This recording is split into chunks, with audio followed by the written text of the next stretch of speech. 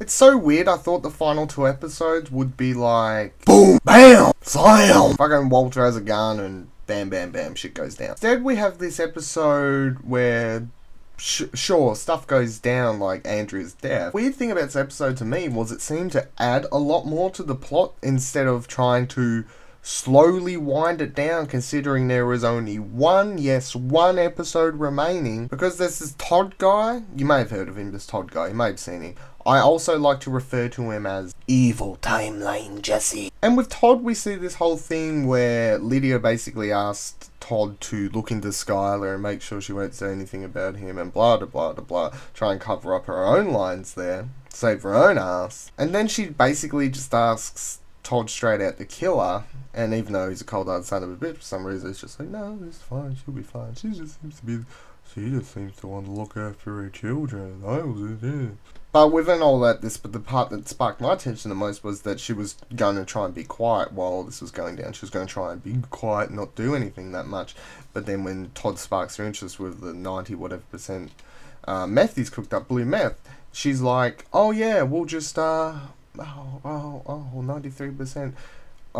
So she's obviously going to go ahead and do another shipment or whatever the hell's going on there, which I suppose is going to be her downfall, right? So what I'm saying is, in the final episode, we have to see the fate of Walt, which is basically just about finished. Jesse with Uncle Jack and Todd and the rest of the neo-Nazis. Lydia, what happens to her? She does have this downfall caused by her wanting to do another deal. Skylar and co. I mean, I thought they'd try to tie up more than just Soul in the second last episode, because presumably that is the last time we'll ever see Soul until, as they've announced now, they're doing a spin-off series, Cold Soul or whatever the fuck, if that's actually in the name of it, but doing a spin-off series. Pretty sure that's the only thing. So the only character they really tied up in this episode was Soul. He's off. Cool. He's out. It's all over, he says. So yeah, they only tied up one character and seem to add more to others. Last episode's going to be pretty fucking full on, I think. I mean, they've got all this stuff to happen in what? An hour? An hour to do all this? I mean, I hate to say it, but I think they could have. I mean, I can't judge because I haven't seen the last episode, obviously. But maybe they could have used another episode or two, maybe, to tie things off a little bit more. Either way, talking about this actual episode, I like the whole calm before the storm type elements of it. Also like lots of stuff to do with earlier Breaking Bad episodes. Lots of stuff that we may have, or some people may have forgotten about. I mean, we haven't seen the Heisenberg hat for a while, right? The Heisenberg hat, we haven't seen that for a while. That was cool to see come out. Although, I mean, even though Heisenberg's the character, the drug deal and all that, that's over. Technically, I mean, really, even though Walter basically became the Heisenberg character, the evilness that it shows or encomes, it's over. I mean, his empire's crawling, he's got nothing. But the moment I really liked the most was the ending. After that hard-to-watch phone call with Walter Jr. It hurt. And I'm sitting there listening to them both and I understand what they're both trying to say, even though, you know, you're kind of like, well, come on. Your money's not going to solve this. And you understand why he wants to give him the money. You understand what Walter Jr. is kind of be angry.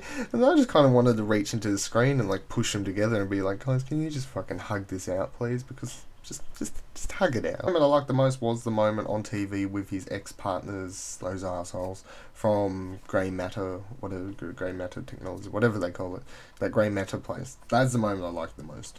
Because I think a lot of people may have actually forgotten that this was a thing, that this thing that Walter was nearly in was a thing. I mean, we haven't had it mentioned since, what, season 1, 2, end of 1, end of 2, start of 2, somewhere around there. I can't remember if it's ever been mentioned after that. But he had this chance to have an empire there, you know, he's in the empire business. He had this chance to have an empire there, got fucked there, or fucked up there, and had his other empire now, the meth business, fucked up there, doesn't have that now. And he's sitting there watching it, and they're basically just pointing out, he's lost it all. He's lost everything. He lost everything.